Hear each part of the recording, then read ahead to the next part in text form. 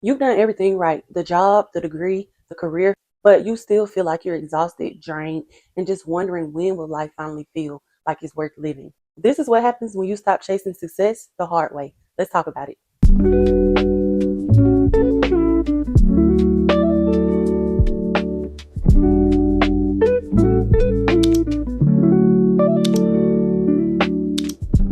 Hey guys, welcome back to my channel. I'm Tamia, your mindset and digital product mentor, and I'm here to share with you 3 powerful mindset shifts that help me change the way I live my life.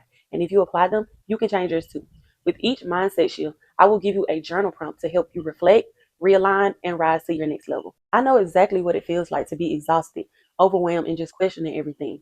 I remember coming home every single day after a long day of work and just sit in silence and think to myself, I can't do this anymore. To know deep down that I was meant for more, but still feel stuck because I can't see a way out. To be smart, driven, and hardworking and still feel trapped in survival mode. To look around and think to myself, this can't be the life that I'm meant to settle for. Everything changed for me when I stopped chasing success the hard way. So if you're tired of grinding your way through life just to still feel stuck and unfulfilled, keep watching because this video will show you what's possible when you do success differently. First of all, I need you to stop glorifying being a hard worker and start honoring your peace because that's what really matters. So many of us were raised to think that the harder you work, the more you deserve. So we push through.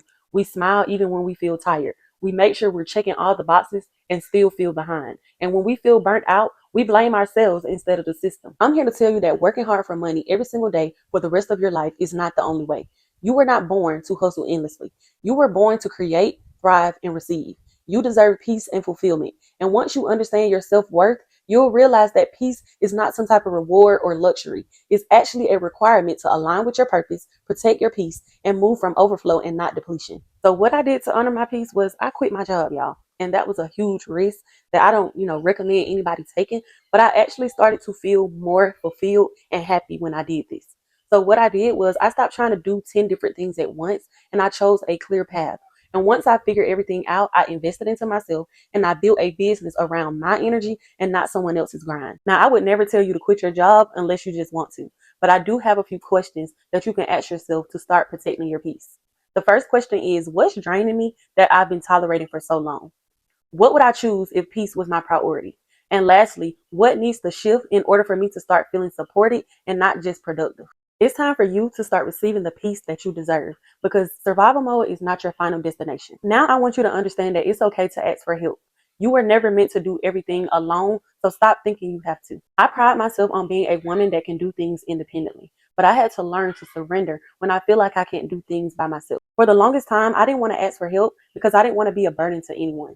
So I would just suffer in silence. And trying to do everything all by myself just led to more burnout, more stress, and more self-doubt. Eventually, I had to get honest with myself and realize that I was drowning in pressure that I didn't have to carry. So I started reaching out for support when I needed it, and that lifted a huge weight from my shoulders. Letting people in didn't make me feel weaker. It made me feel softer, lighter, and actually supported. And I started to understand that I don't have to prove my strength by struggling in silence. Sometimes asking for help can be the most powerful thing that you can do because it means that you're choosing support over suffering and peace over pride. And most times the right people want to show up for you, but they cannot pour into you if you're always pretending like you're okay. So now when things start to feel heavy and overwhelming, I don't just push through and pretend. I actually pause and ask, what kind of support would feel good right now? And then I let myself receive it. I want you to take a moment to reflect and journal on this. Where in my life do I need help but haven't asked for it yet? What is holding me back from reaching out or receiving support?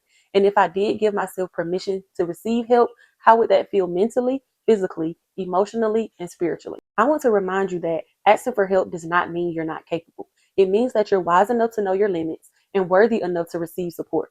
You do not have to prove anything by doing everything by yourself. And you don't have to wait until you're completely burnt out to ask for the help. Lastly, start putting your needs first because if you don't, no one else will. You are not selfish for prioritizing yourself. As women, we've been conditioned to pour from empty cups, to ignore exhaustion, and keep going even when we know our bodies are begging for a break. Me personally, I used to be the biggest people pleaser. I would be asked to do something and would still say yes, even though I knew I didn't feel like it. I convinced myself that it was kindness, and I thought saying yes made me more reliable, more helpful, and more of a good person. And truthfully, I enjoy making others happy. That's my way of showing love. but I had to realize that I have needs too. Constantly showing up for everyone else while abandoning myself wasn't love. It was self-neglect. And always saying yes, even though I knew I wanted to say no, left me drained, resentful, and disconnected from my own boundaries. I had to really ask myself, why do I feel guilty for protecting my peace? And the answer was because I never gave myself permission to. Now I make sure I check in with myself before I do anything. I'll ask myself, what do I need today? And do I really want to do this? And sometimes I would go a little deeper and ask, if I'm saying yes, is it from alignment or is it from fear of letting someone down? I stopped making myself available for things that didn't align with who I'm becoming, and now I feel more at peace. I also created non-negotiable morning and night routines to make sure I'm taking care of myself daily, even if it's just for 10 minutes, because I deserve to feel supported and not stretched thin because I'm trying to be everything for everyone else. It's not selfish to choose yourself. It's self-care. And if you're not doing it already, then you should definitely start today. Here's the journal prompt to help you work through this. What would today look like if I centered my needs over obligations?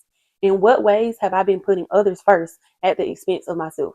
And what does honoring myself look like in this season of my life?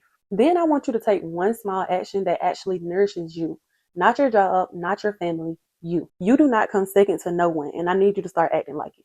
Because if you don't take care of yourself, how are you going to really be able to show up for the people that need you? So what really happens when you stop chasing success the hard way? You actually have time to breathe.